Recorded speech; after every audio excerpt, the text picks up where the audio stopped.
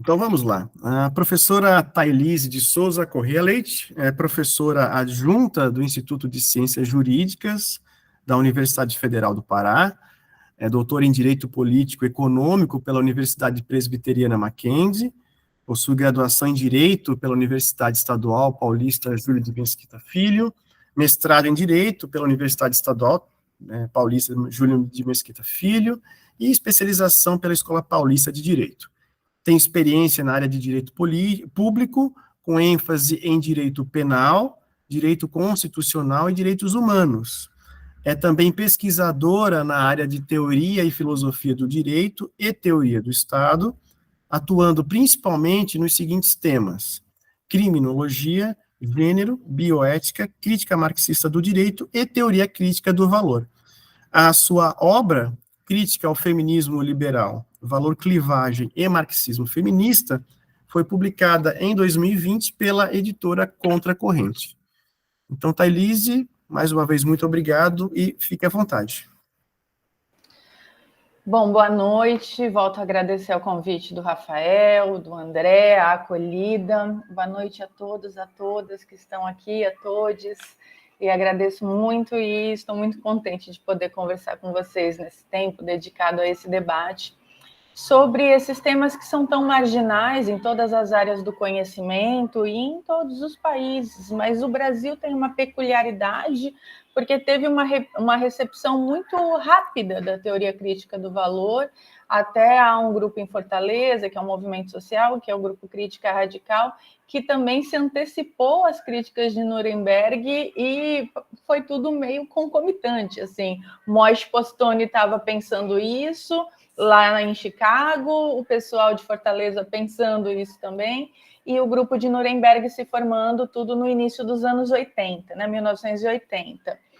E é um período em que alguns autores, como Ingo Elbe, né, situariam que se chama novo marxismo, que tem uma diferença fundamental do marxismo tradicional, né, do século XIX e dos períodos fordistas, né, liberal e fordista de regime de acumulação capitalista, porque pensavam as categorias marxianas aí a partir de uma espécie de ontologização das formas, né? Como se nós tivéssemos sempre as formas da totalidade capitalista, desde sempre, e elas só adquirissem outras características no seu conteúdo, moduladas para servir à opressão do proletariado pela burguesia ou pela dinâmica dialética de exploração entre capital e trabalho. Mas justamente ali, né, a partir do fim dos anos 1960, 1970, quando o Fordismo entra, né, na sua crise e vai colapsar até se converter no que a maioria dos autores chamam de pós-Fordismo, e que nós podemos entender como neoliberalismo, nova globalização, né, vários sentidos possíveis, tanto na sociologia do trabalho, quanto nas teorias de filosofia marxistas, as teorias do Estado, os debates da derivação com que eu trabalho também começam a pensar nesse período. Mas isso também é coincidente, né, com a publicação de algumas obras, como o resgate de Evgueni Pachucanes, que no direito tinha sido ostracizado durante o stalinismo e foi reabilitado e voltou a ser publicado, ou também a publicação dos Grundrisse, do Marx, que possibilitou uma outra leitura acerca dos volumes do Capital, principalmente do livro 1, porque havia uma fixação muito grande na forma mercantil, né? E esse é também uma característica, essa é uma característica dos debates da derivação, por isso, ainda mais por uma via autosseriana, que é a via do Alisson Mascaro, por isso eu tive uma ginástica ali para fazer uma composição entre a teoria crítica do valor dissociado, clivagem, e os debates da derivação, né? Mas ali, nesse período, né, que nós estamos chamando de transição do Fordismo para o pós-Fordismo, acontecem esses movimentos todos, que o Ingo Elbe chama de novo marxismo, porque parece que há um choque dos teóricos, de todo mundo que estava pensando as relações sociais na totalidade capitalista, a partir de uma ontologia das formas, e se percebeu que algumas formas elas jamais se prestariam a se colocar contra o capital. E aí foi se construindo uma leitura de que não é o conteúdo, ou não é quem maneja as formas que faz com que elas sejam burguesas ou que elas sejam propícias à exploração do trabalho vivo assalariado, mas as próprias formas se constituem numa lógica própria de engrenagens automáticas, autômatas e autônomas da totalidade capitalista.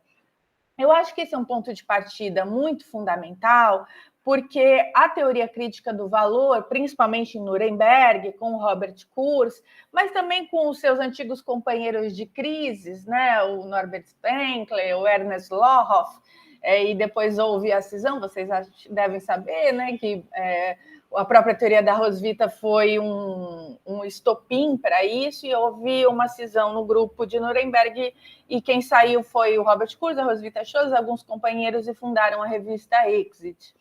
Mas desde das primeiras publicações nos anos 80, e principalmente do Manifesto contra o Trabalho, de 1999, havia uma insistência na nova crítica do valor em revisitar a categoria do fetichismo no Marx e trazer novamente o que o Marx poderia ter desejado dizer com a categoria de fetichismo.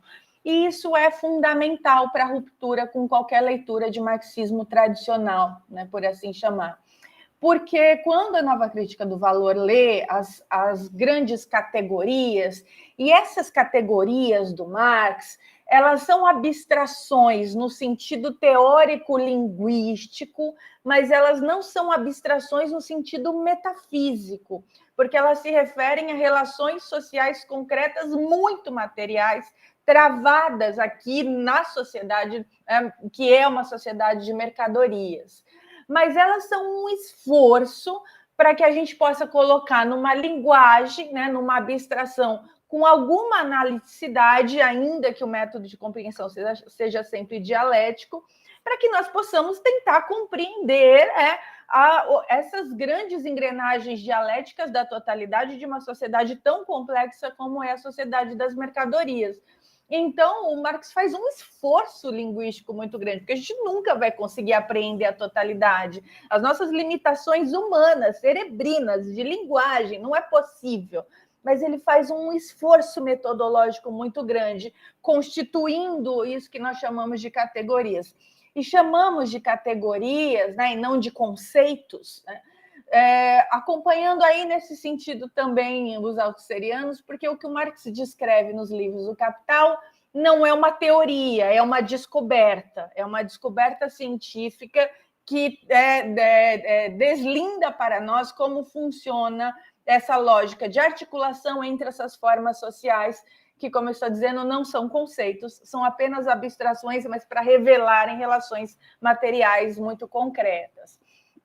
E aí, a nova crítica do valor, quando vai olhar para essas categorias na movimentação da valorização do valor, então, pensando em todos os processos, né, de produção de riqueza a partir do trabalho assalariado, que uma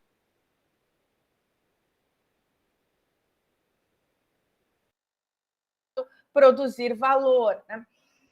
Mas pensando muito além da mercadoria concretamente considerada, até porque a equivalência de tudo com tudo em Marx, ela só é possível a partir do momento em que nós podemos colocar as coisas na abstração da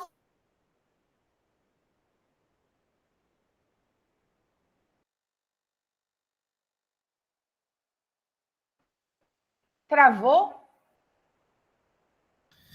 Sim, travou um pouquinho a sua fala, Thailise. Vocês estão me ouvindo? Acho que travou, caiu. Oi, agora acho que voltou, Thailise. Alguma coisa. É que essa hora é a hora da chuva na Amazônia, né? Então, é aquela chuva. Então, os sinais oscilam mesmo. Tranquilo. E então, né, justamente a abstração da forma mercantil é que permite a equivalência de tudo com tudo. Tudo que pode ser alocado na forma mercantil torna-se possivelmente equivalente, temos como equivalente geral para mediar essas equivalências a forma dinheiro, né? Que também não se confunde com a moeda, né? E nem com o papel moeda, por isso o capitalismo é muito diverso, inclusive de outros sistemas que tinham moeda, ou que tinham papel moeda, ou que tinham troca mercantil, né?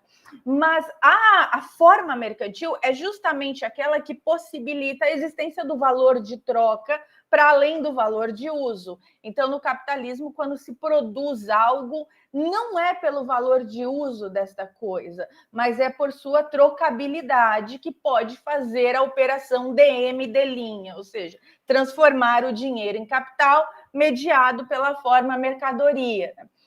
E essa forma mercadoria, portanto, que possibilita o valor de troca, ela está assentada no valor de uso, porque se não houvesse valor de uso para as coisas, elas não teriam um valor de troca. Mas o valor de troca nada tem a ver com a materialidade do que está inserido na forma mercantil, pode ser qualquer coisa, né? E o Marx dizia, é do estômago ao espírito, pode ser qualquer coisa, desde que haja a possibilidade de valor de troca. E para produzir esse valor e conseguir gerar encadeamentos de valorização de um valor já produzido, é preciso que o trabalho vivo assalariado ele mobilize todas aquelas mercadorias que já estão consignadas, objetificadas, definitivas, e contendo o trabalho passado, para que aquilo que tenha trabalho passado possa continuar gerando trabalho no processo de valorização. Então, tudo que é produzido em termos de meios de produção precisa continuar valorizando o valor, mas só é possível, logicamente, fazer isso com o mercado, com o trabalho assalariado, com o mercado de trabalho, e que a teoria crítica do valor vai chamar de trabalho abstrato. E vão trazer um conceito muito novo também para muito marxista tradicional, dizendo que o trabalho só existe no capitalismo. O trabalho não existe em outros modos de produção. Em outros modos de produção existiam tarefas humanas, atividades humanas produtivas, voltadas a produzir valor de uso. As coisas eram produzidas pela utilidade que elas tinham, né? Mas no capitalismo, o trabalho, ele também, qualquer atividade humana possível, só é trabalho no capitalismo se entra na forma do trabalho abstrato. E, novamente, fazendo o mesmo raciocínio que a gente faz com a forma mercantil, não importa que atividade estará dentro dessa forma, desde que ela seja capaz de gerar mais valor e de continuar valorizando o valor. Então, veja, o que é trabalho? É o que é útil à sociedade, como as ideologias querem nos fazer crer que dignifica? Pode ser qualquer coisa. Pode ser dar uma aula, como nós fazemos, pode ser mesmo capinar um terreno, construir um edifício, pode ser cantar, pode ser dançar, pode ser jogar futebol, pode ser jogar videogame, como existe agora, remunera. Pode ser qualquer coisa, não é a natureza da coisa que a torna mercadoria e que, portanto, garante valor de troca, e nem a natureza da atividade humana que a torna trabalho. Ela só se torna trabalho abstrato quando ela se aloca nessa abstração, nessa forma do trabalho assalariado ou do trabalho gerador de valor, porque trabalho assalariado também tem muito vínculo com os modelos liberal e fordista de acumulação, porque cada vez mais a gente tem um espraiamento de cadeias de exploração do trabalho vivo humano sem que ele seja diretamente assalariado, né? E por isso, e o capitalismo convive com outras formas de trabalho pré-capitalistas com muita tranquilidade, trabalho análogo à escravidão, extrativismo, como é algo que tem muito aqui na Amazônia. E esse trabalho, portanto, compreendido como trabalho abstrato e as formas compreendidas como fetiche vão ter um outro sentido para a crítica do valor, que é essas formas, elas se articulam automaticamente. Então, quando eu tenho um encadeamento entre a alocação de capital, né, ou de dinheiro, de investimento, considerado um trabalho passado, né, um trabalho morto, para gerar mais valor, né, esse movimento ele é obrigatório, porque senão você não tem produção de valor no capitalismo, de tal forma que ele se automatiza e o valor ele vai sempre se reacoplando a si mesmo, a mais valor, e as formas de se expandir, e ele vai automaticamente se expandindo, existe uma rendição, uma obrigatoriedade de que esse valor aumente incessantemente, infinitamente e eternamente, né? Há uma cobrança. Quanto de crescimento econômico nós vamos ter esse ano? Tem que ter crescimento, né? Só que na virada do Fordismo para o pós-Fordismo, acontecem coisas muito rupturais nessa lógica geral de funcionamento do capitalismo, porque o valor ele passa a se expandir muito mais enquanto valor fictício do que enquanto mais valor assentado na produção ou no trabalho abstrato, vivo, assalariado, porque a financeirização do capital ela chega a outros patamares que nunca houve em termos de abstração, o inchaço, né, de papéis aí negociados nas bolsas de valores, nas bolhas especulativas, agora com as criptomoedas, né? E é, de fato, um capital fictício, né? E é um capitalismo de aposta, né? Pois eu aposto que os determinados papéis daquela empresa irão subir, aí eu coloco uma oferta de compra, né? Eu posso nem comprar, eu posso colocar a oferta de compra e ganhar pelo prêmio da oferta, e depois, se chegar o valor que eu coloquei mesmo, eu compro. Se não chegar, eu saio no prejuízo. Mas quando grandes conglomerados de capital fazem isso, né, isso leva a grandes ondas de oscilação no mercado financeiro, e os pequenos investidores, são chamados de sardinha pelo pessoal do Wall Street, da Faria Lima, né, são arrastados porque é o grande capital que mobiliza isso. Então, o capital está se reproduzindo muito mais ficticiamente num capitalismo que o Robert Kuhn chama de cassino, porque ele é mesmo de aposta, né? E ele tem se desdobrado e se redobrado sem nenhum lastro concreto, né, de produção real de riqueza, de modo que ele é verdadeiramente fictício, né, e ele é autônomo e completamente perverso, porque não há outra lógica possível que não seja essa expansão. Além do que, na produção, há um expurgo do trabalho vivo mesmo, dos processos de produção, de modo que o trabalho morto ele vai cada vez mais substituindo o trabalho vivo.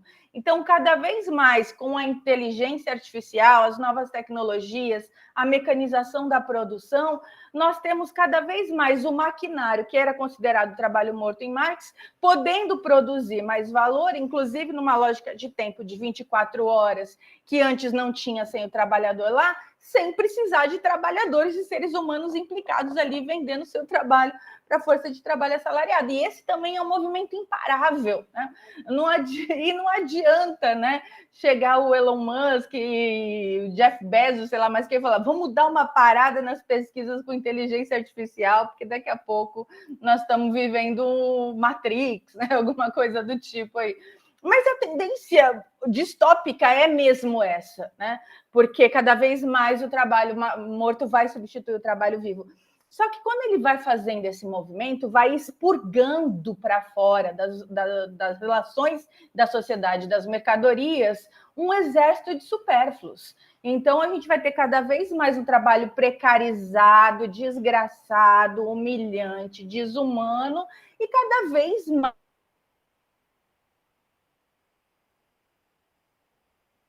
aniquilando as pessoas que são consideradas supérfluas. Então, é um modelo de morte, né? Para o pessoal da teoria crítica do valor, então, nós não estamos vivendo uma crise do capitalismo, nós estamos vivendo o seu colapso, porque ele está traindo a sua própria lógica entrópica de funcionamento. Só que não é que ele vai acabar e nós vamos virar socialistas, ou, né, ele vai acabar magicamente. Ele é imparável, portanto, ele só vai acabar depois que ele destruir toda a natureza, o planeta Terra e a humanidade, né? Porque na sua necessidade de não parar mais, quando ele vai buscar lastro, né, para refazer movimentos, né, de capitalização de materialidade, para poder ter alguma possibilidade de sustentabilidade do capital, ele volta a recorrer à estratégia de acumulação primitiva. E nós estamos vendo isso nas terras indígenas, territórios demarcados, processos de gentrificação. Ele vai avançando para onde ele ainda não chegou com toda a sua voracidade. E dentro desse desenho todo da teoria crítica do valor, que já é complexa e ruptural o suficiente, odiada pelo marxismo tradicional. Por que é odiada pelo marxismo tradicional? Porque nós não estamos falando em luta de classes. Não cabe mais o conceito de luta de classe aqui. Não estamos falando que tem uma burguesia operando as relações entre capital e trabalho. Nós estamos dizendo que as formas sociais de produção e reprodução do valor são autônomas e autômatas. Não quer dizer que não exista uma elite terrível, que essas pessoas não sejam malignas, perversas e talvez devessem morrer numa revolução, sei lá, vocês estão gravando, mas agora já falei. Né? Não é que não exista, né? Não exista esses grandes capitalistas, acumuladores, essa gente horrenda, né? Não é isso. Mas nós vivemos, em verdade, uma dominação sem sujeito. Não há um sujeito da dominação. O único sujeito que nós temos é o próprio valor, né? O valor, a forma valor, é o sujeito da lógica capitalista. E, portanto, também não podemos ter ilusões de que o proletariado se configura como um grande sujeito histórico da revolução e da ruptura com as bases do capitalismo. E nos meus estudos, que sou do direito, né, desmonta outras ilusões de todas as esquerdas, né? Da New Left, da esquerda liberal, dos social-democratas, dos marxistas tradicionais, que é o direito e o Estado são formas sociais do capitalismo. E eles são problemáticos na forma, não é no conteúdo. Não adianta querer tomar o Estado e achar que ele vai ser anticapitalista, porque ele não é só um comitê de organização da burguesia, ele é uma forma política típica do capitalismo, do mesmo jeito que não adianta eu escrever na legislação coisas bonitas aí para as pessoas não brancas, mulheres, LGBTQIA+, PCD. Isso não é romper com todas as assimetrias que estão implicadas na lógica geral de opressão do capitalismo. Só que quando a gente fala em opressões do capitalismo, a Roswitha Scholz, ela não entende que há uma interseccionalidade. É muito comum a gente ver em feminismos ou teorias de racialização ou LGBTQIA+, etc., que há uma sobreposição de opressões e elas se encontram no lugar em que elas se amalgamam e aí tornam aquele sujeito, aquela sujeita ainda mais oprimido, mais excluído, mais vulnerabilizado na totalidade do capital. Porque a lógica da interseccionalidade, ela também pressupõe alguma espécie de ontologização. Ela pressupõe uma ideia de que o patriarcado, as relações assimétricas de gênero com superioridade masculina sempre existiram. Só que no capitalismo elas tomam uma outra proporção porque elas se combinam com a luta de classes. Então, dentro da classe proletária, temos homens e mulheres, ou seja, a classe trabalhadora tem dois sexos e a mulher da classe trabalhadora sofre mais. Né? Seria isso. E aí, uma mesma lógica para quem é LGBTQIAP+, né? Porque nós temos uma obrigatoriedade de heteronormatividade, de binarismo e de performance de gênero, que quando combinadas com a luta de classes, com a lógica geral do capitalismo, se torna ainda mais sofrível para quem é despossuído de capital. Né? E, do mesmo jeito, a racialização e a opressão das pessoas racializadas como não brancas no mundo todo, mas aqui para nós muito mais gravemente, porque aqui na América nós dessubjetivamos essas pessoas, reificamos e transformamos essas pessoas em meios para propiciar a acumulação primitiva para o desenvolvimento tardio do nosso capitalismo, com a nossa formação histórica muito peculiar, né, e dependente, né, dos países de capitalismo central. Mas essas ideias de interseccionalidade, dessas coisas que se encontram, né, elas são muito típicas de um feminismo liberal, do movimento negro liberal, LGBTQIA+ liberal, porque se há uma grande opressão que está combinada com a luta de classes, há mais ou menos um panorama teórico em que todos esses sofrimentos, essas vivências, essas experiências que nos irmanam numa identidade de quem sofre, né, elas acontecem numa espécie de cenário. Né? Então, eu tenho um pano de fundo que é o capitalismo, as lógicas perversas do capital e da sua exploração do trabalho, e aqui, nesse cenário que é opressor e terrível, aí ser mulher é pior ainda, ou ser mulher lésbica é pior ainda, ou ser mulher preta é pior ainda, o PCD e etc. E isso leva também a soluções de caráter bastante liberal, porque há uma crença em que nós podemos começar a reverter essas opressões usando as formas típicas da totalidade, ou seja, vamos lutar pelos direitos das mulheres, das pessoas negras, PCD, vamos lutar pela democracia, pela inclusão no consumo, né? Vamos lutar para que essas opressões elas fiquem mais amenas, aí, como se a gente pudesse minimizar essas assimetrias que seriam de caráter cultural e não econômico, para depois, talvez, pensarmos numa ruptura com a lógica econômica perversa que é o capitalismo. Mas vocês podem ver como que esses discursos que eu estou chamando de movimento negro liberal, feminismo liberal, eles são muito palatáveis pelos capitalistas, pelas pessoas aí que são neoliberais, pela grande mídia, né? Então, você vai sempre ver alguém na Rede Globo, por exemplo, na Globo News, esses grandes aparatos de mídia neoliberais, de tradição burguesa, dizendo, olha, né, como é problemático, então vamos fazer falas negras, falas da terra, falas de orgulho, né? Porque isso não chega no cerne da questão, que é a teoria do valor. De modo que qualquer teoria de qualquer uma dessas opressões, ainda as interseccionais, para mim não se sofisticam o suficiente para fazer uma crítica estrutural do que verdadeiramente nos oprime, e para isso é preciso visitar a teoria do valor. Então, nenhuma dessas vertentes chegam no ponto. Em termos de feminismo, o que chega muito perto do ponto é a teoria da reprodução social. Porque a teoria unitária ou da reprodução social vem desde os anos 1960, tentando demonstrar que o trabalho doméstico desempenhado pela mulher, ele nunca entrou na forma do trabalho assalariado, sempre foi explorado, sempre fez parte da lógica geral de produção de riqueza, porque se não tivesse alguém parindo, dando comida para bebezinha, educando gente, cuidando de doente, cuidando de idoso, fazendo comida, etc., etc., a sociedade burguesa não se sustentaria, o capitalismo não existiria.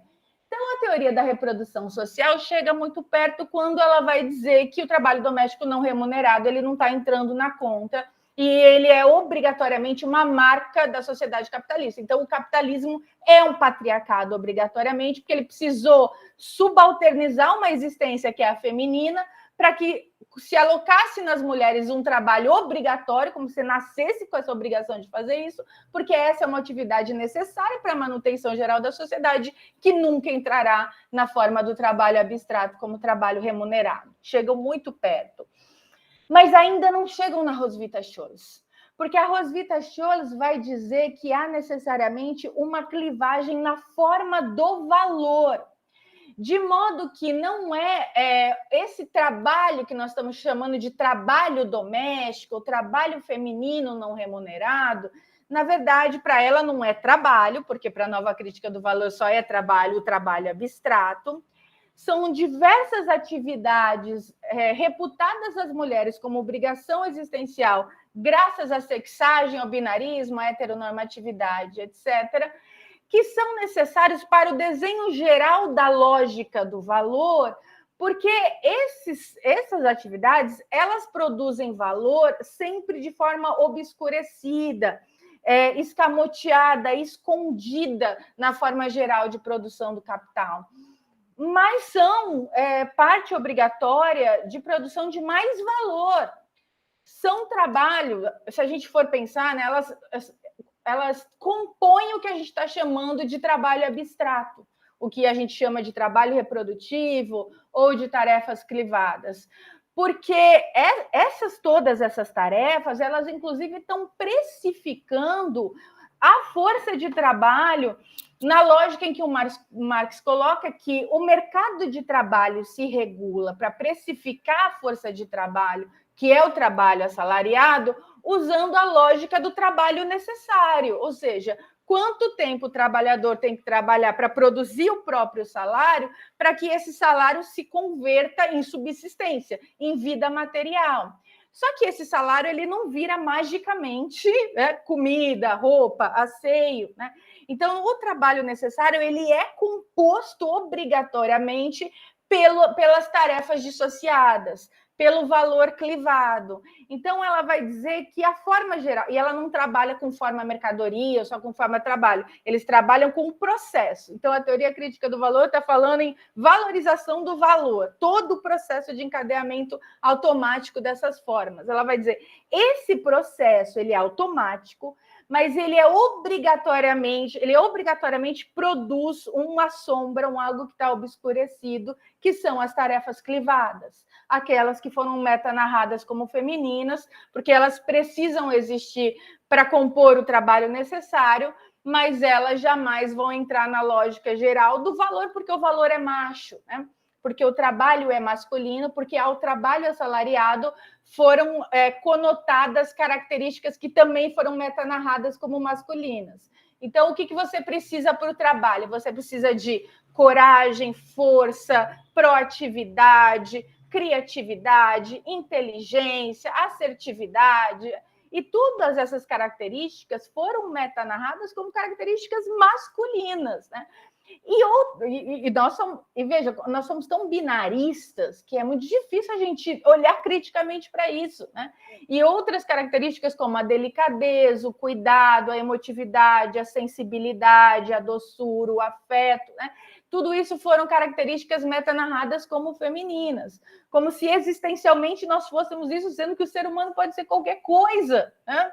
E tudo ao mesmo tempo também, né? Mas isso foi feito, né? Então, para Roswitha, a sexagem e o binarismo, eles acontecem concomitantemente com a formação da sociedade das mercadorias. Ou seja, é um patriarcado produtor de mercadorias obrigatoriamente que clivou o trabalho abstrato, jogando para fora tarefas dissociadas, reputadas como femininas, cindiu a humanidade em dois gêneros possíveis, acoplados ao nosso sexo biológico, mas com essas metanarrativas arquetípicas que nós temos que ficar tentando corresponder, né?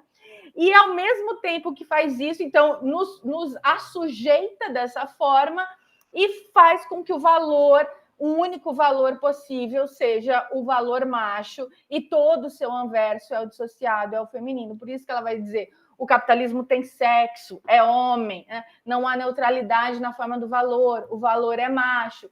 Tentando mostrar que a sexagem, o sexismo, a misoginia, essas coisas não são culturais apenas, são culturais, mas são estruturantes de uma sociedade que é um patriarcado produtor de mercadorias.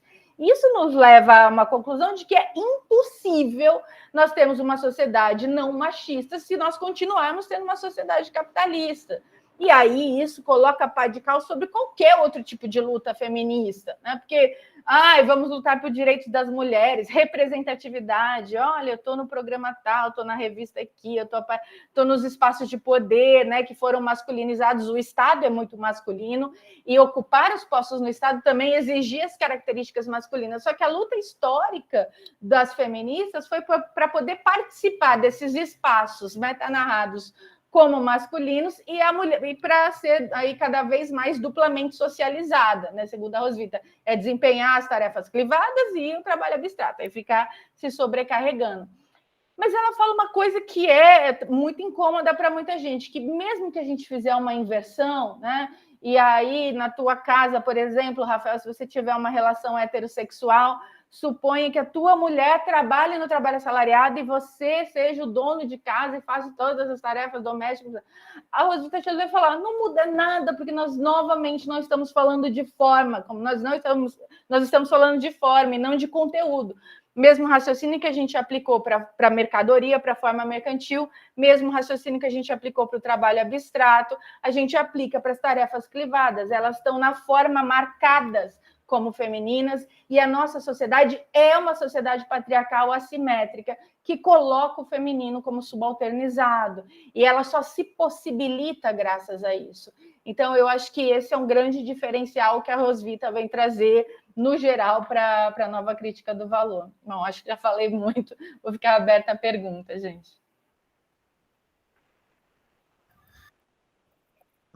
Obrigado, Thailise. Eu acho que é isso aí mesmo. Era isso que a gente gostaria de ouvir. E podemos ir para as perguntas, então. André, gostaria de iniciar?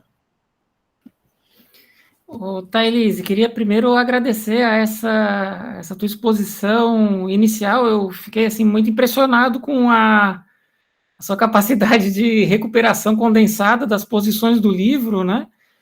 Sem perder densidade, eu acho que tornou o livro, para mim, o capítulo muito mais claro, né? Eu pude perceber que algumas coisas que eu não entendia, de fato, ou com as quais eu aparentemente discordava, eu de fato não tinha, talvez, compreendido, né? E uma posição, e eu recupero aqui como pedido de esclarecimento mesmo, né? Uma posição que eu tenho um pouquinho, assim, de dificuldade de compreender é se não há um certo risco dessas posições identitárias voltarem pela porta dos fundos, né? Eu explico por que eu pergunto isso. Porque, bom, essa ideia de que o valor é macho, que, portanto, há tarefas clivadas, eu fico me perguntando se não é possível para deslocá-la para outros campos, né? Por exemplo, o valor ele é macho, mas ele também é branco. Então, nós poderíamos pensar que não só essas tarefas do âmbito feminino, que são indispensáveis para o capitalismo, elas são clivadas, mas nós poderíamos pensar também que tem povos ou esferas religiosas, né, que também são indispensáveis como uma diferença negativa, né, uma supressão, algo que o capitalismo tem que suprimir, mas que ele não pode simplesmente acabar, porque isso também é constitutivo da... Né, se isso não geraria uma dinâmica, ou seja, dos povos clivados, né, eu fiquei me perguntando sobre isso, sabe, Thailise? E eu sei que o seu capítulo responde sobre isso, mas eu tive um pouquinho de dificuldade, talvez, de compreender mesmo, né? Então, me aproveitando desse seu didatismo, né, que eu achei bem esclarecedor, se pudesse falar um pouquinho sobre isso, como que essa teorização se imuniza, digamos assim, de uma espécie de identitarismo que poderia estar voltando também na teoria do valor, né, no reconhecimento, então, de outros tipos de clivagens, né? Não sei se né? Bom, enfim, obrigado, Thailise, obrigado pela exposição inicial e pela possibilidade de diálogo, né? Querem fazer um bloco ou vou respondendo um a um, André? Você pode responder, Thailise. A gente vai chamando aqui as outras perguntas. Tá bom. André, obrigada pela pergunta. Isso é bastante complexo mesmo, usando a teoria da Roswitha Scholz, porque ela é uma mulher alemã, né? E ela, quando vai discutir, por exemplo, racismo, ela vai falar de antissemitismo e de anticiganismo, né? Que ali fazia muito sentido num país que foi nazista e privilegiou a perseguição a essas etnias, a esses povos. É muito diferente a gente falar dessas relações clivadas a partir aqui de uma América, né, que se possibilitou graças a uma racialização muito profunda, né, e que fez um genocídio absurdo dos povos originários e depois um outro genocídio aí, né, na diáspora de África forçada e na escravização de seres humanos. Então, eu acho que talvez, se a gente for procurar na Roswitha uma resposta para isso, talvez a gente não encontre uma resposta muito bem acabada, né? Inclusive, na entrevista que nós fizemos com ela na margem esquerda, eu formulei essa pergunta, que o Luiz Felipe Osório traduziu, e a resposta dela é que essas outras dinâmicas não são tão estruturais da lógica geral da sociedade das mercadorias, como é a questão de gênero, né? Mas eu acho que são, né? E eu acho, né, que a lógica geral da sociedade de gênero, quando ela se inaugura obrigatoriamente de forma binarista, isso traz para a gente um dado que talvez seja difícil também da gente entender, porque nós costumamos ontologizar o patriarcado, como se sempre tivesse tido patriarcado e o capitalismo só se aproveitou disso e oprimiu mais as mulheres, né? Mas, a partir do olhar da Roswitha Scholz, esse patriarcado produtor de mercadorias, ele não tem precedentes. Ele não é uma continuidade das mulheres de Atenas, ele não é uma piora da Idade Média. porque para isso a gente precisa admitir que a Roswitha Scholz e o Robert Kurz, eles têm aí uma raiz filosófica em Adorno muito profunda, né? Então, eles estão falando acerca da formação do esclarecimento, do Aufklärung, né? Como uma grande metanarrativa de uma razão totalitária que também é tão estruturante da sociedade como as suas formações econômicas na base do valor. Então, é a sociedade moderna, ou a modernização capitalista, que trouxe essas grandes narrativas de binarismo e disse, olha, homem é corajoso, bravo, não sei o quê, inteligente, criativo, denodado, mulher é boazinha, delicada, bobinha, emotiva, enganada. É só no capitalismo, né? A gente vai falar, mas na Idade Média as pessoas sofriam muito, as mulheres sofriam. É verdade, mas nunca teve essa organização mitográfica binarista para justificar uma cisão das possibilidades de participação na sociedade das mercadorias sobre o nosso sexo biológico, como há no capitalismo. Então, eu concordo com ela que, de fato, a questão do gênero ela é estruturante, mas esse é um raciocínio que pode ser aplicado para outras humanidades que ficaram de fora da lógica do trabalho abstrato assalariado. Porque aqui, como nós tivemos uma escravização de pessoas e uma falsa abolição, porque nós não fizemos a conversão de escravos aí em trabalhadores assalariados. Então, eu deixo de escravizar e começo a pagar salário para essas pessoas. As pessoas racializadas como negras, né, e pretas, né, na sociedade brasileira ou em outras, elas foram expurgadas aí da forma de trabalho assalariado mesmo, né? E há toda uma luta histórica para entrar na forma do proletariado e na forma do trabalho assalariado desde a nossa falsa abolição. E vários mecanismos foram usados para dar conta desses supérfluos na lógica geral do valor, protagonizados pelo Estado e pelo direito, né? Quantas medidas nós tivemos de branqueamento, de eugenia, de genocídio dessas populações. Eu sou professora de direito penal aqui na graduação, então a gente trabalha bastante com isso. Mas isso acontece também com os povos originários e também com os povos tradicionais, porque os povos originários e também os povos tradicionais, eles não se organizam aí de forma individual e não individualizam as coisas na forma da propriedade privada individual.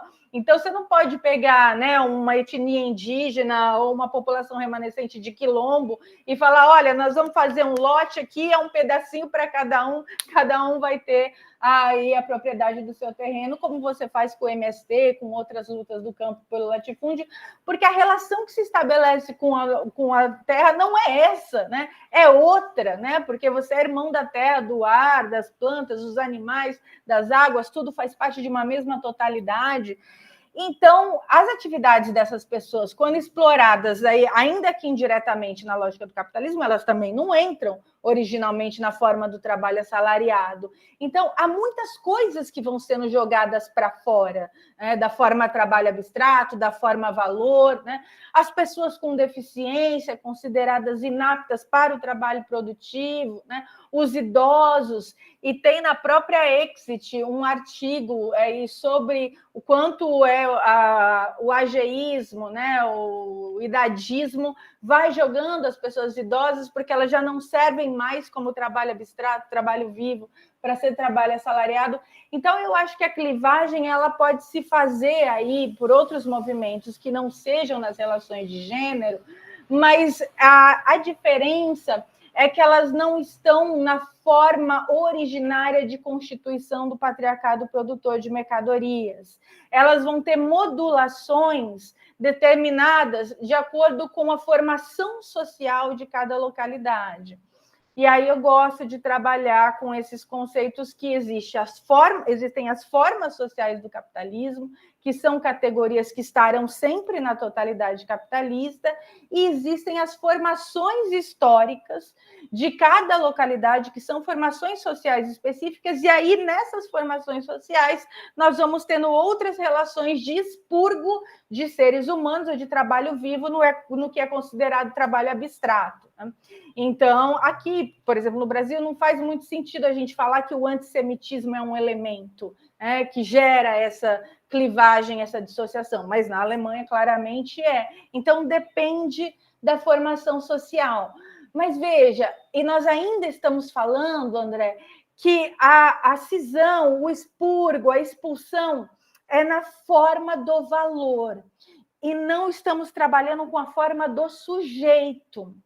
Há uma diferença também muito grande entre o pensamento da Roswitha Scholz e outras teorias feministas, né, que, como a da Judith Butler, né, que começou muito pós-estruturalista, com Foucault, mas aí agora está tentando trazer uma crítica ao capitalismo, mas é uma teoria que é muito voltada para a forma do sujeito, né?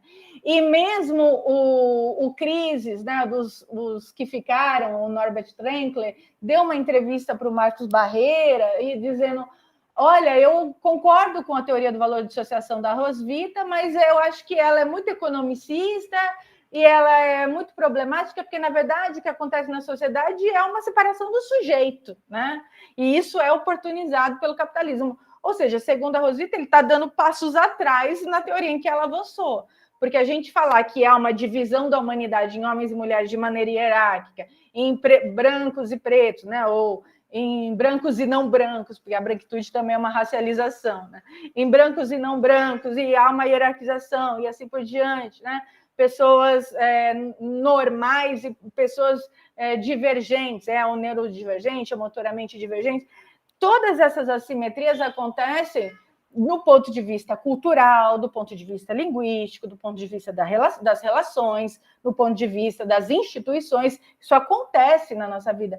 Mas o que a Roswitha está dizendo para a gente é que isso não se dá na forma do sujeito, ou seja, não é um problema de cultura, não é um problema psicológico e psicanalítico também apenas.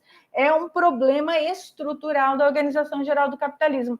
Eu acho que quando a gente volta toda vez para o materialismo e finca o pé na teoria do valor, André, aí eu acho que a gente não corre o risco de identitarismos que esvaziam essa crítica radical aí entrarem pela porta de trás, como você falou. É desde que a gente compreenda que qual é o resultado prático disso? É a certeza de que não é mudando a cultura que nós vamos acabar com isso.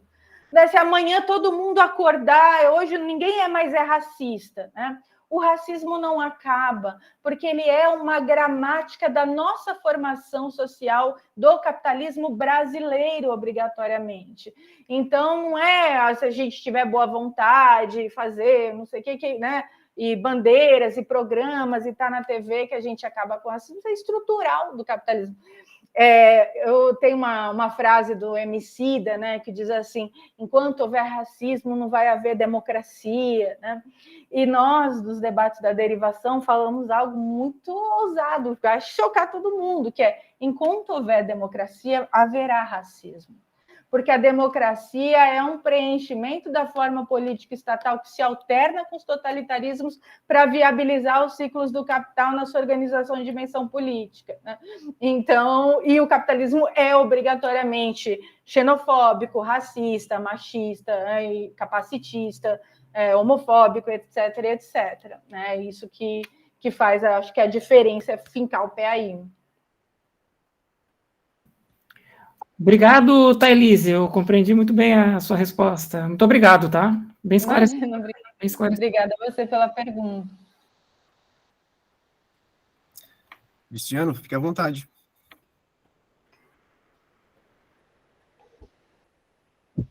Olá, professora. Boa noite. Tudo bem? Boa noite. Em primeiro lugar, eu queria dizer que a sua fala é bastante esclarecedora também. A gente fez a leitura em conjunto do texto e assim, eu te ouvindo falar agora, explicar o conteúdo, fica ainda mais claro. A gente já tem tentado pensar durante um tempo a questão da crítica do valor, né? Tentando aplicar ela aos nossos estudos e tudo mais. E uma questão que enfim, que me é interessante, assim, que eu gostaria inclusive de te ouvir falar sobre, é sobre aquelas dimensões, por exemplo, que a gente consegue perceber no texto O Valor é o Homem, da Roswitha Scholz, que é as dimensões simbólico-culturais e psicossociais, né, que ela apresenta, então, como essas duas dimensões que acompanham o próprio desenvolvimento histórico do valor, né? A materialidade do valor, né, carrega essas duas dimensões como aspectos que ressurgem socialmente, né, na cultura, na subjetividade, etc. E aí eu gostaria de te ouvir, assim, é uma questão um pouco que, na verdade, ela escapa do conteúdo do texto, indiretamente, assim, mas ela parece que ela ainda se faz latente, como uma questão interessante, assim, para a gente, né? Que consiste basicamente em pensar, assim, como é que a gente poderia identificar esse desenvolvimento histórico dessas duas dimensões, simbólico-cultural e psicossocial, a partir da segunda metade do século XX. Eu coloco esse recorte histórico porque eu penso que, nesse momento, a gente tem, então, uma transformação na própria dinâmica interna do capitalismo, né? As sociedades, a cultura, tudo se transforma aí, né? Aquilo que se colocava, então, como uma espécie de horizonte revolucionário, né? Vinculado, sobretudo, à cultura, aos movimentos feministas, à arte, etc. Tudo isso, né, foi, em alguma medida, reacoplado sobre a dinâmica do próprio capitalismo. Né? E a gente percebe ali que nessa segunda metade nesse período, né, de transição para a segunda metade do século XX, se torna muito latente. E aí esses dois conceitos da Roswitha Scholz, eles me parecem que eles apontam para uma possibilidade de resposta, para a gente compreender esse movimento. Mas, ao mesmo tempo, me parece uma questão um pouco difusa. E aí eu não consigo nem sequer elaborar uma pergunta propriamente, então eu gostaria de te ouvir falar, se possível, um pouco sobre esses conceitos e como que você vê isso, sobretudo a partir desse recorte histórico específico. Tudo bem? Obrigado. Obrigada, Cristiano, pela pergunta. Eu entendo, porque realmente é muito difícil, né? Porque a gente está tentando explicar relações de totalidade, ou seja, o tudo, né? E que acontecem em vários vórtices assim que se sobrepõem, movimentos dialéticos que estão se movimentando a todo momento. Então é muito difícil, né? É muito difícil a gente ter até linguagem, capacidade de abstração, né, para fazer isso. Deve ser o desafio que os físicos quânticos têm, né? Como que eu vou dizer como que está funcionando ali? Porque, além de ter muitas partículas, tem um movimento, né? Então, como que nós vamos explicar esse desenho? Porque é muito complicado mesmo explicar o mundo, né? Tudo, né? Absolutamente tudo. O que eu entendo que a Roswitha faz, e a formação originária dela é em psicologia social, né? E ela conta numa entrevista que ela ia aos encontros das feministas, mas aí tinha muito feminismo liberal, muito feminismo radical, ela não se identificava nem com um nem com outro. E aí ela começou a ler Adorno, se encantou, e aí foi querer saber mais de Marx, conheceu o curso, se apaixonaram, tudo, e aí foram desenvolvendo. Então, a formação originária dela é em psicologia social. Então, um grande esforço que ela tem mesmo, quando ela vai falar o valor ao homem, ou o sexo do capitalismo, é tentar demonstrar que não existe um mecanicismo, né? Não há um economicismo, um determinismo econômico na teoria dela. Então, ela não está dizendo para a gente que, olha, o capitalismo se organizou assim e houve a cisão do valor dissociou. E aí, porque a economia precisava disso, de gente trabalhando dentro de casa sem nunca ser remunerada, é que houve o binarismo de gênero, surgiram os relatos de supremacia do macho e a sociedade foi binarizada e hierarquizada. Não é um processo que acontece tudo junto e ao mesmo tempo, né? Na verdade, eu acredito, Cristiano, eu gosto da teoria do aleatório do Althusser nesse ponto.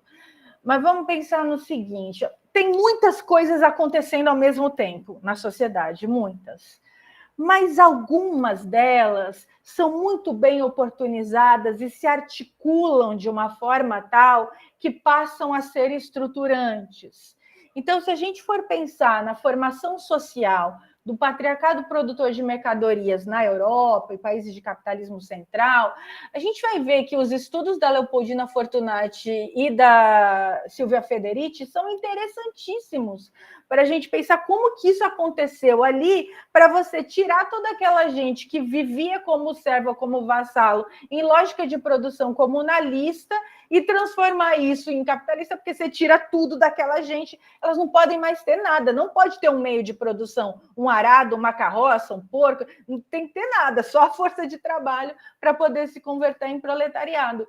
E elas vão mostrando ali como é que aqueles grandes discursos da demonização do feminino, que vem acontecendo por uma reorganização da Igreja Católica e Concílio de Trento, e radicalização do tomismo, o quanto isso aí, quando se torna a demonização do feminino e a perseguição de mulheres e caça às bruxas, isso é super oportuno para falar, ó, nessa casa mora uma bruxa, vamos jogar ela na fogueira e tudo que era dessa família agora vai ser confiscado, né? Então, são coisas aí que vão acontecendo, cada uma no seu desenho, né? E de formas muito complexas, mas que fazem o tempo todo movimentos dialéticas, de uma dialética que não é hegeliana, não é ordenada por uma razão, não chega a uma síntese, não é superadora, mas são movimentos dialéticos de encontro e de pega, mas que vão se reconstituindo a partir de novas dialéticas e novos momentos da sociedade. Então, por isso que é muito difícil mesmo a gente pensar, olha, o capitalismo ele foi se organizando e foi se reestruturando, mas aconteceu um monte de coisa, né? Aconteceu a crise do liberalismo ali no fim do século XIX, aí eles começaram a organizar a produção, até surgiu um Fordismo bem acabado, né? Então, primeiro um Taylorismo, né? Depois um Fordismo, pensando, olha, melhor organizar a produção e conservar o trabalhador do que deixar o povo cair morrendo aí, porque talvez isso seja mais rentável, né? E aí as coisas vão se organizando até o Fordismo, mas aí tem a Primeira Guerra, aí tem o entreguerras, a Segunda Guerra. Eu acho que essas coisas elas vão acontecendo no movimento dialético e acabam se organizando de uma maneira suficiente, a contento, para a continuidade de valorização do valor. De modo que no Fordismo que a gente vê é um capitalismo administrado pelo Estado. A participação do Estado é fundamental para organizar as relações entre capital e trabalho. Veja, aqui no Brasil, o Vargas aí capitaneou sindicatos, organizou um movimento sindical e fez a CLT, né? Mas nós temos aí, né, formas de organização múltiplas, porque o nazismo e o fascismo foram formas de organização capitalista total que possibilitaram um avanço industrial na Alemanha e na Itália, que não havia, eles estavam atrasados em relação à Inglaterra, à França, até porque eles tiveram que passar por processo de unificação e virar países tardiamente no século XIX, né? Eles não tinham conseguido desenvolver um capitalismo industrial, e o nazismo na Alemanha e o fascismo na Itália desenvolveram com a participação do Estado muito forte, organizando o capitalismo. Assim como a União Soviética, ela só se possibilitou com toda a sua força porque a lógica daquele momento de internacionalidade do capital era fordista, ou seja, era um capitalismo organizado pelo Estado. E o Estado soviético organizou o seu capitalismo. A gente fala isso, por exemplo, né, para quem é entusiasta do bolchevismo e comunista, vê como porque todo mundo odeia o Robert Kurz, a Roswitha Scholl, porque são coisas muito complicadas de se dizer para as esquerdas tradicionais, né? E aí a gente vai vendo como que os movimentos no capital vão acontecendo e, ao mesmo tempo, movimentos nas relações sociais, nas relações simbólicas, linguísticas, culturais, psíquicas. Então, ao mesmo tempo que movimentos estão acontecendo na geopolítica, no desenho de modo de regulação e acumulação capitalista, também há mobilizações. Então, nós temos os movimentos de mulheres, né? Nós temos as sufragistas, as feministas, as de segunda onda, junto com o movimento hippie nos anos 60. Essa coisa está acontecendo tudo junto, por libertação sexual e contra o racismo, né? Como a gente tem ali também nos anos 60, né? Isso acontecendo até nos anos 70, os Panteras Negras se fortalecerem. Então, também tem movimentos dentro da sociedade. E essas coisas são todas dialéticas, né? E há uma luta por identidade, por reconhecimento, por pertencimento, que ela é permanente. Então, essas lutas, elas também vão se chocando com as formas da totalidade capitalista e com determinados momentos do Estado como forma política e do modo de acumulação, do regime de acumulação que é vigente naquele período. Então, eu vejo as coisas acontecendo na história mais ou menos tentando decifrar esse caos, né? Porque quando você vê que nos anos 70 o pós-fordismo se inviabiliza mesmo, né? Com a crise do petróleo, choque de Nixon, e aí não tem jeito, tem que se reorganizar de uma forma pós-fordista, neoliberal e tal. Você vê que o neoliberalismo vem subindo com força total, e, ao mesmo tempo, os movimentos culturais, simbólicos. Então, vem a discoteca, e a libertação, e a nova estética, e a sexualidade livre. E, nesse mesmo momento, as mulheres passam a ocupar postos de poder, não só nas empresas. Nós temos as primeiras diretoras de empresas, e temos a Margaret Thatcher lá tocando o neoliberalismo, dando a tônica do liberalismo. E aí temos o movimento gay, né, com Harvey Milk lá se fortalecendo, mas desde a Stonewall, né? Então, essas coisas elas estão acontecendo ao mesmo tempo. Aí eu até pergunto para os meus alunos, será que não existia pessoa LGBTQIA+ nos anos 20? Ou elas não lutaram direito porque não jogaram uma pedra numa boate?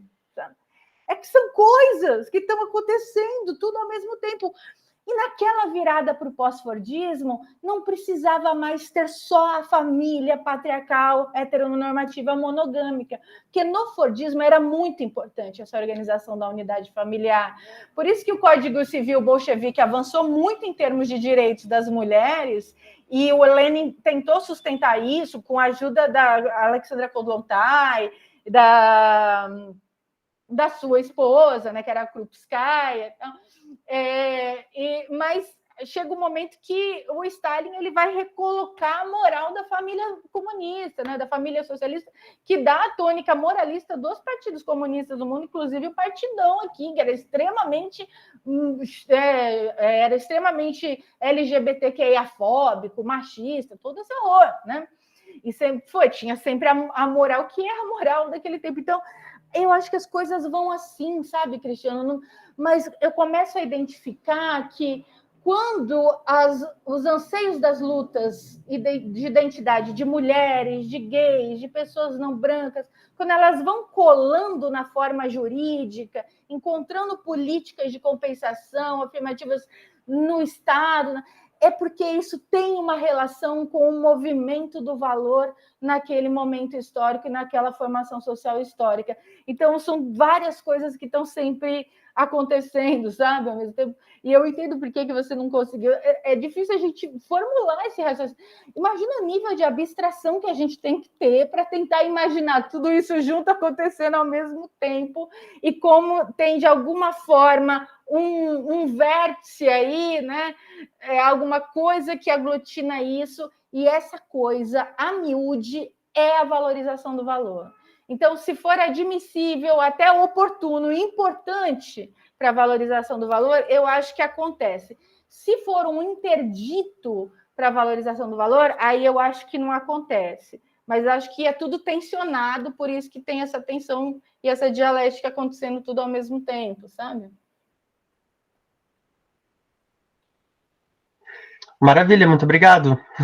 ajuda a gente pensar um pouco, né? Construir uma imagem também. Mas isso aí, muito obrigado, tá? Valeu. Elise, eu também teria uma questão. A forma sujeito do valor, me parece que, historicamente, pela sua própria dinâmica, para que ela possa se efetivar, ela meio que demanda de uma estrutura normativa, né, uma espécie de normatividade, né, seja pelo direito do Estado ou pela cultura, em alguma medida, né. O marxismo tradicional, né, também, historicamente, até por um certo vício de pensamento de uma certa lógica dual, para que ele possa criticar, por exemplo, o capitalismo, ele tem que afirmar uma outra forma social necessariamente, ou estabelecer uma outra teoria, né? Então, você vai ter aí uma teoria marxista do direito, por exemplo, né? Só para dar um exemplo especificamente. Me parece que tanto a Roswitha como o próprio Kurz, eles estariam menos preocupados em afirmar, né, uma outra forma e muito mais aprofundar uma certa negatividade própria, né, da teoria crítica do valor, né? É isso mesmo? Como é que você compreende essa estrutura, essa lógica normativa própria da forma do sujeito, em termos, por exemplo, de identificar na teoria crítica do valor menos uma afirmativa, vamos dizer assim, né, em termos de uma outra forma, uma outra estrutura normativa, e mais uma crítica radical a essa que está? Oi, Rafael, obrigada pela pergunta. Você sabe que os marxistas tradicionais que conhecem a Wertkritik, ou a nova crítica do valor, odeiam, né, o Robert Kurz, a Roswitha Scholz, todo mundo, e chamam a todos os seus teóricos de profetas do apocalipse, né? E eu já cansei de ser chamada de profetisa do apocalipse. Inclusive pelo Jones Manuel, por exemplo, e eu tenho um curso na classe esquerda, que é dele junto com o Cauã, mas esses problemas, esses embates são duros mesmo, assim, né? Porque, de fato, é uma crítica radical diagnóstica, né? E aí, novamente, tem muita raiz na dialética do esclarecimento, na dialética negativa adorniana, quer dizer, não há uma preocupação em mostrar uma possibilidade de superação, né, com uma dialética positiva que resolva, né, essas contradições, e não há uma propositura de qual é o caminho de saída para o patriarcado produtor de mercadorias, porque é uma totalidade extremamente complexa. Mas há algumas certezas, e as certezas que são colocadas é que não é pela via da forma política, ou seja, não é ocupando o Estado e transformando ele num Estado socialista como Estado de transição que nós vamos sair do patriarcado produtor de mercadorias. Não é pelo direito, não é fazendo leis que parecem inclusivas que nós vamos conseguir sair, né? Talvez, se houver alguma saída, e isso é o que propõe a crítica radical de Fortaleza, porque eles sim são um movimento social e não só um conjunto de pensamento, de uma escola de teóricos e teóricas, né? Eles entendem que a única possibilidade de ruptura é romper com a forma mercadoria, né? Então, se nós rompêssemos com a forma mercadoria, nós desmontaríamos a sociedade das mercadorias e, consequentemente, com o patriarcado e todas essas relações. Quer dizer, se nós passássemos efetivamente... Porque, afinal, essas relações todas nos assujeitam, né, nos achacam, mas elas só se possibilitam porque nós, pessoas de carne e osso, estamos possibilitando esse movimento automático das formas, né? O fetiche, ele não é uma fantasmagoria, né? Embora o Marx tenha usado uma coisa, né, da feitiçaria, de algumas religiões de África e tal, para ilustrar o que se... E usou a palavra fetiche propositalmente, traduzida para o francês assim, né? Ele não quer dizer que essas coisas realmente estão desconectadas da realidade e da nossa vontade, nós como seres humanos. Se a gente se recusar a continuar participando da sociedade enquanto uma sociedade das mercadorias, ela não vai mais ser uma sociedade das mercadorias. Mas veja, para isso, todos nós teríamos que passar a produzir as coisas apenas pelo seu valor de uso, né? Então, eu quero produzir o quê? Arroz, porque eu gosto de plantar arroz, é muito bacana ficar lá no terreno alagatiço, com um chapéu vietnamita. Ou você, Rodrigo, gosta de escrever livros e vai continuar fazendo isso, né? Ou a Sheila, ela gosta de fazer roupa, porque ela adora moda e ela vai continuar fazendo, e moda sustentável, pegando tecido e retransformando. Quer dizer, a gente faria as coisas, sabe? E aí colocaria aí, tá aí, pega quem quer, né? Veja. Para nós, isso é tão inimaginável, porque nós fomos pessoas assujeitadas, subjetivadas sob o capitalismo. A gente acha uma coisa ridícula, risível, absurda, pensar nisso. Mas se a gente for pensar um pouco mais, talvez esse fosse o óbvio, né, e fosse um caminho de fato para a emancipação da humanidade, porque, segundo a crítica radical, se você rompe com a forma mercadoria, todas as outras formas que fazem parte da totalidade capitalista perdem o sentido, né? E aí perdem o sentido também as hierarquizações entre humanidades, né? Então, o patriarcado, a racialização, a heteronormatividade, o capacitismo, o ageísmo, e etc, etc. E tudo isso perderia o sentido, né? Nós não precisaríamos mais hierarquizar, porque não seríamos mais uma sociedade de competidores e uma sociedade de mercadorias. Essa seria a saída. Mas se a gente for pensar, né, enquanto o sujeito é necessário para essa Constituição, de fato, é fundamental que nós tenhamos uma metanarrativa do sujeito também. E esse foi um foco de briga, a Roswitha Scholz conta na entrevista, que ela e o Robert Kurz, eles faziam assim, noite sem computador, porque imagina, os dois só lendo e escrevendo loucamente. Vamos ser um casal de vez em quando. Aí ela fala que eles abriam uma taça de vinho, ficavam juntos e tal, mas era nesses momentos que ela tentava convencer ele do valor de dissociação, e ele dizia, não, mas a dissociação está no sujeito, e ela, não, está no valor. E quando ele se convenceu disso, ele passou a ser um militante disso, até romper com crises e tudo mais, né? Porque o sujeito, de fato, e aí nós estamos recuperando mesmo a dialética do esclarecimento, o sujeito da razão, né, o sujeito esclarecido, o sujeito do iluminismo, ele é uma grande metanarrativa da modernidade capitalista, e ele é, sim, obrigatoriamente um homem branco, né, burguês, tem todos esses recortes, porque ele também vai resgatando uma racionalidade aristotélica, mas passa por um sujeito cartesiano que, no discurso sobre o método do René Descartes, quando Descartes fala do sujeito, ele está falando dele mesmo, né? Que o sujeito é o igual a ele, ou seja, nem passa pela cabeça que poderia ser uma mulher, né? Ou uma pessoa. Não... É óbvio que o sujeito é o sujeito branco, né? E depois o capitalismo é o sujeito branco burguês, etc.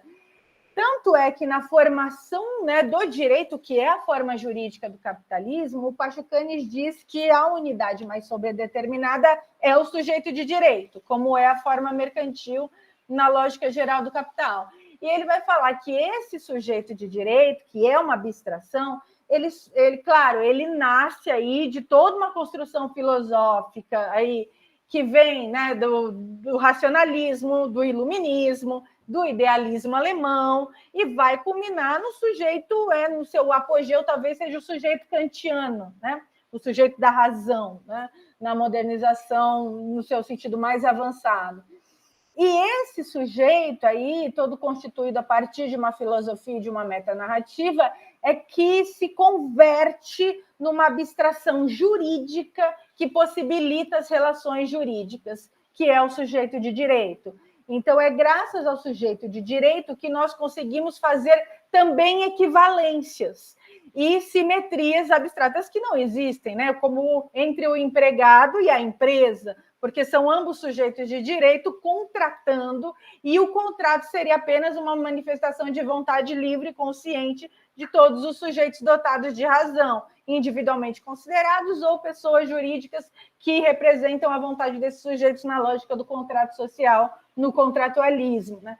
Então, essa construção do sujeito, ela também é extremamente fundante da nossa sociedade. E esse sujeito, ele é mesmo macho, branco, heterossexual, pelo menos em público, né? E não é PCD, né? E não é criança, não é idoso, e assim por diante.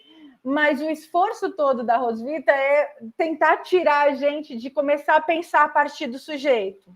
Porque se a gente está pensando a partir do sujeito, nós estamos pensando a partir de uma metafísica ou de uma filosofia do sujeito. Aí nós voltamos a ser hegelianos, então voltamos para um lugar que ela não quer, né?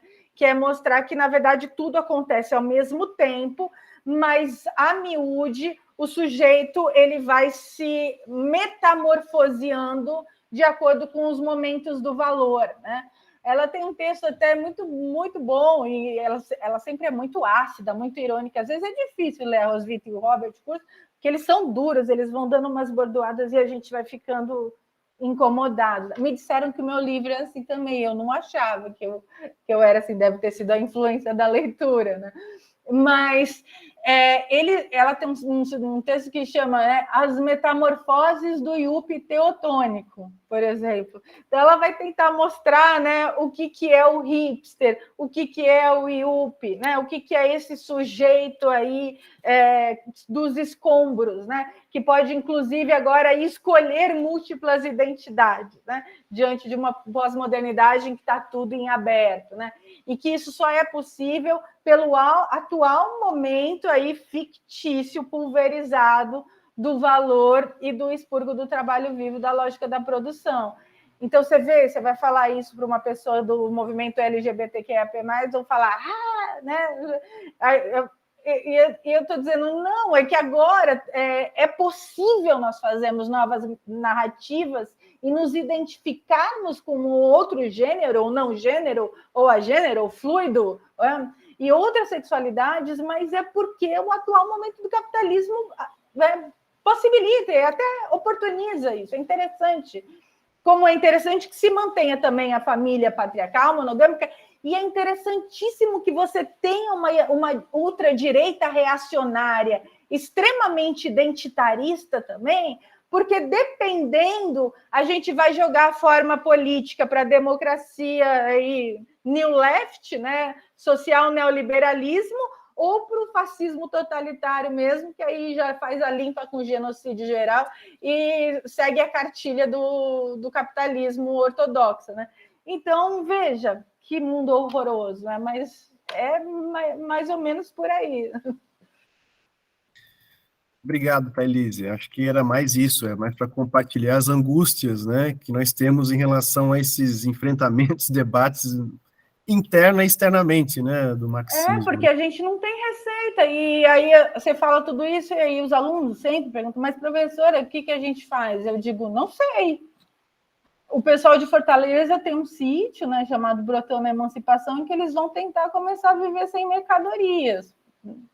Pode ser uma coisa muito hippie, até infantil, risível, mas eu não sei também como, né? É complicado, é delicado, não tem receita. Então, a gente tem assim, um certo contato com o pessoal lá também, lá do Crítica Radical, e, enfim, essa é uma questão que, vez ou outra, a gente se defronta também, afinal de contas, esse sítio, emancipação, né, o que ele significa dentro dessa discussão, mas enfim. Porque você, como que dentro de uma totalidade capitalista, da internacionalidade do capital, um sítio pequenininho lá em Cascavel vai fazer diferença?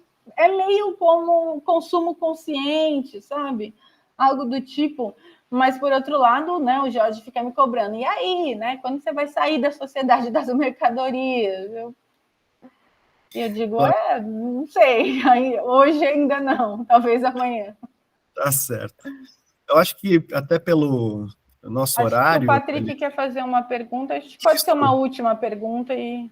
Exato, a gente tem, acho que o Patrick, não sei se a Sheila também queria fazer uma pergunta, aí a gente faz, quem sabe, na sequência, o Patrick fala e depois a Sheila, pode ser? Fazer um bloco, né? Pequeno bloco com as duas. Isso. Oi, professor, boa noite. Boa noite. Sou o Patrick, eu sou aqui do PPGE da Unesc mestrando, sou orientando o professor Rafael. Eu queria ver com a professora já trouxe, em certa medida, um pouco nas suas falas anteriores, mas é a ideia da construção do sujeito da razão. Eu queria que a professora trouxesse se a professora pode trazer uma explicação em relação a esse sujeito que é construído nesse período de esclarecimento, vamos pensar dessa forma, né? E aí até aparece em alguns trechos ali do livro o Rousseau como o Rousseau ele é tido como o fundador ideológico do moderno patriarcado. Eu queria ver se a professora consegue trazer uma explanação sobre esse sujeito. Sheila, se você fazer a pergunta também. Boa noite.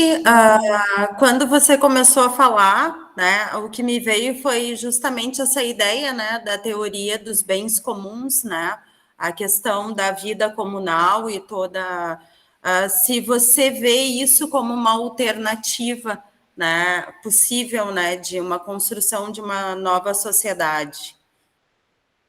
Tá bom.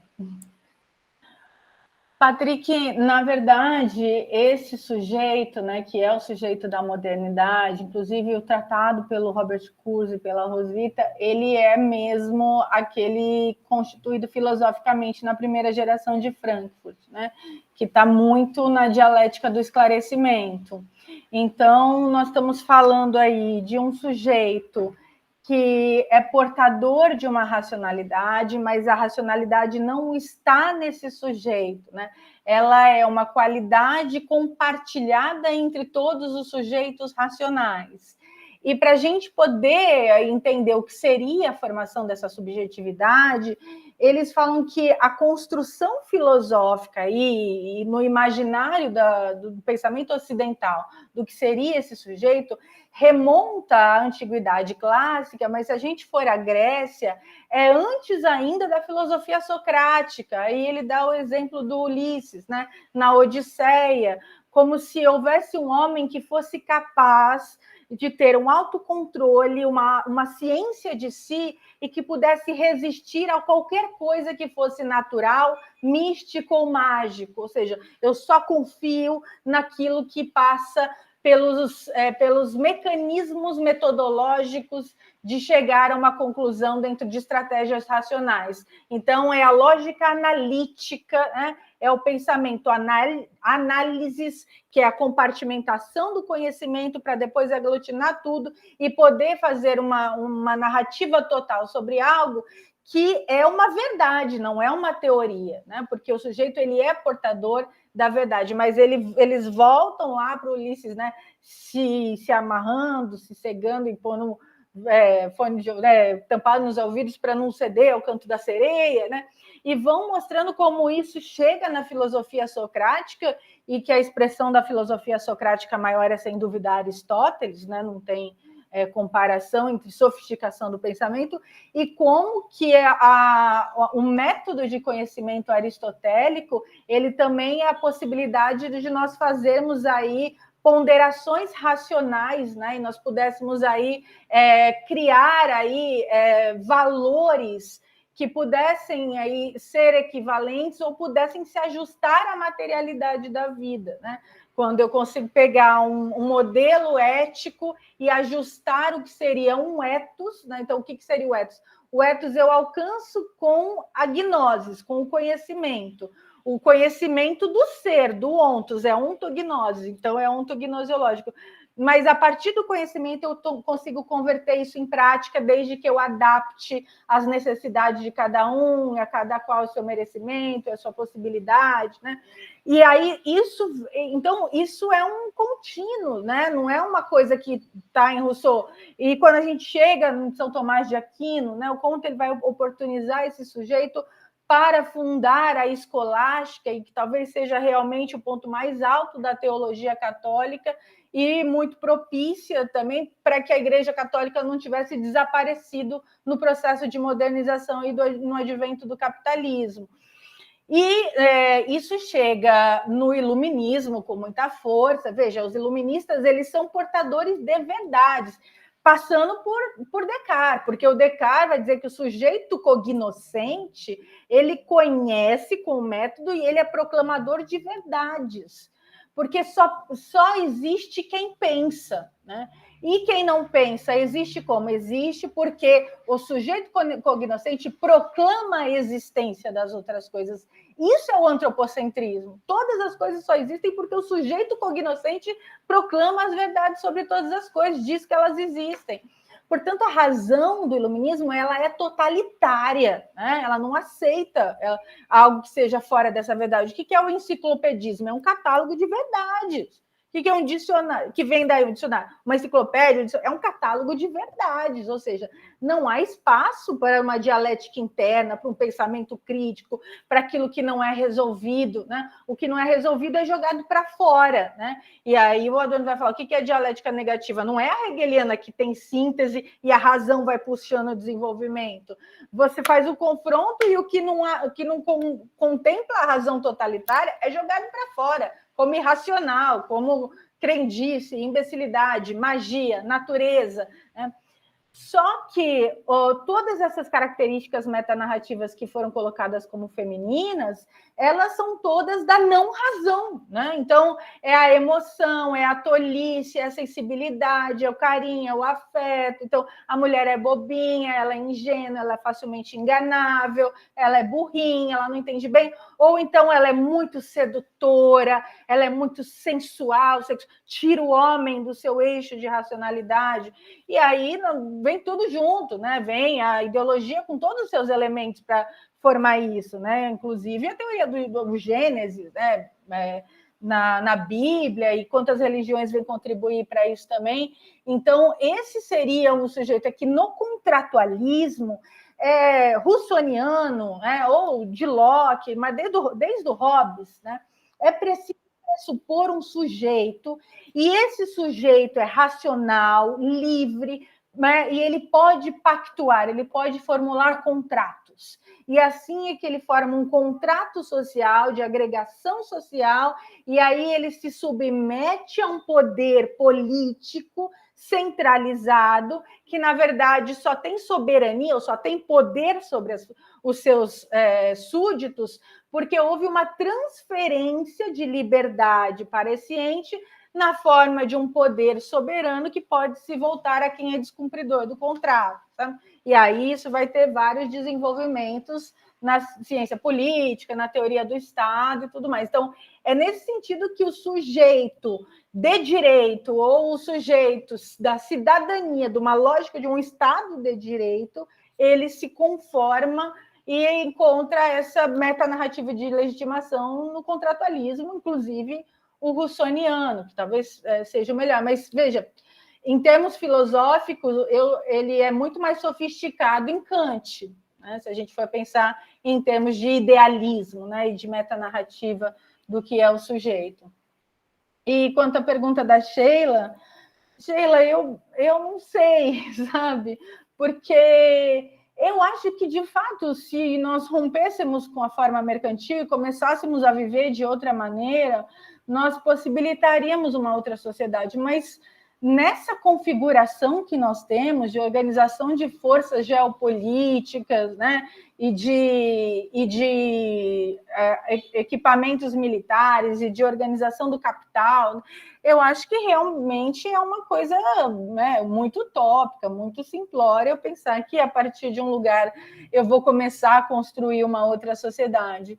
Mas é respeitável, porque, afinal de contas, é uma tentativa, e se todo mundo que estivesse descontente começasse a fazer isso, quem sabe a gente poderia repensar um outro mundo. Mas uma coisa é verdade, se a gente continuar vivendo dessa maneira, de verdade o mundo vai acabar, mas isso não é, sabe... Pense na pior distopia possível, em que o ar fique irrespirável, que toda a natureza morra, todos os rios sejam poluídos, todos os povos originários tenham sofrido genocídio, a gente tem uma terra arrasada, todo mundo que não serve para algum trabalho ainda assalariado vai ser expurgado, vai ser supérfluo e precisa ser aniquilado de alguma forma. Quem vai sendo jogado para fora primeiro? Quem não esteve no momento de formação capitalista, ou seja, quem não é branco, quem não é macho, Então, aos poucos, a gente vai fazendo cadeias aí de sofrimento, em que a gente vai mediando aí a precarização. Então, uma mulher branca que tem um trabalho assalariado ainda, ela paga uma mulher negra para fazer o trabalho dissociado e divide com ela o seu salário, que é o trabalho necessário, né? Não é que ela está gerando mais valor com o trabalho da mulher negra, está dividindo o trabalho necessário.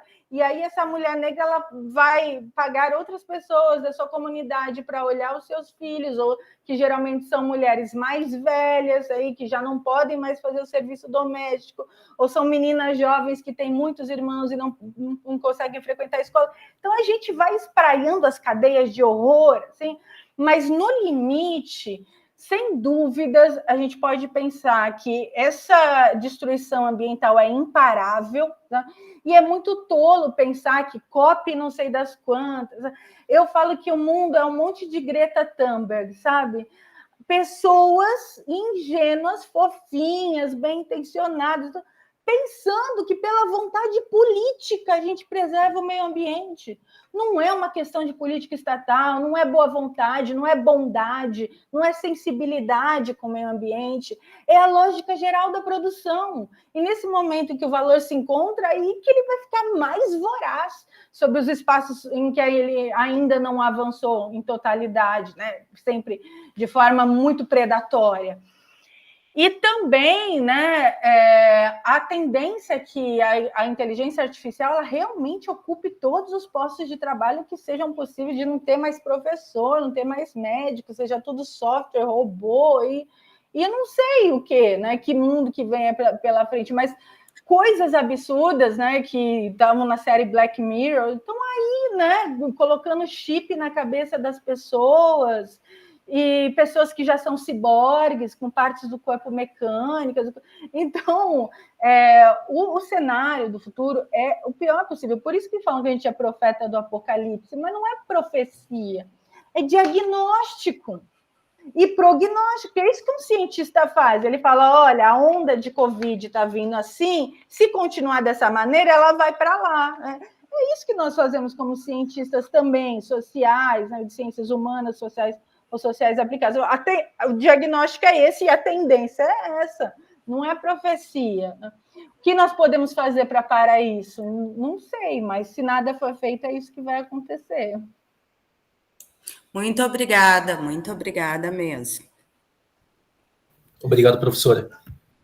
Obrigada, gente, foi um prazer e realmente estou muito feliz de poder falar aqui com vocês, saber que em Santa Catarina vocês existem. Eu sabia, né, que nem todo mundo em Santa Catarina cantava o hino nacional e fazendo gestual aí, mas é bom conhecer as pessoas e a gente poder, né, trocar as nossas angústias, o que a gente está pensando, e pensar que também é só coletivamente que a gente consegue enfrentar isso.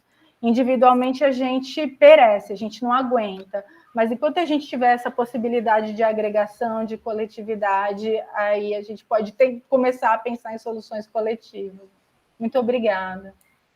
Imagina, nós aqui agradecemos, Thailise, para nós acho que foi assim um momento riquíssimo, né? Superou as nossas expectativas, né, em relação aqui ao nosso debate de hoje. Então, mais uma vez, muito obrigado, e eu espero que a gente possa, em outros momentos também, continuar aqui discutindo, se encontrando. Enfim, esse foi só um primeiro de vários que possam vir ainda a acontecer. Tá? Sim, muito obrigado. Contem comigo. Quem sabe eu posso ir, né? A Ilha da Magia, claro. Que é também.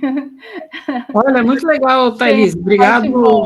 Obrigado mais uma vez pelas falas, né? Pela generosidade nas respostas. Acho que foi uma noite muito, muito boa para nós. Muito obrigada, viu? Foi um grande prazer, uma grande alegria. E então, até a próxima. Isso, até a próxima, até a próxima. Até a próxima, tchau, um grande abraço, Thailise. Grande abraço. Tchau, tchau. Um abraço, pessoal. Tchau, gente. Tchau, tchau.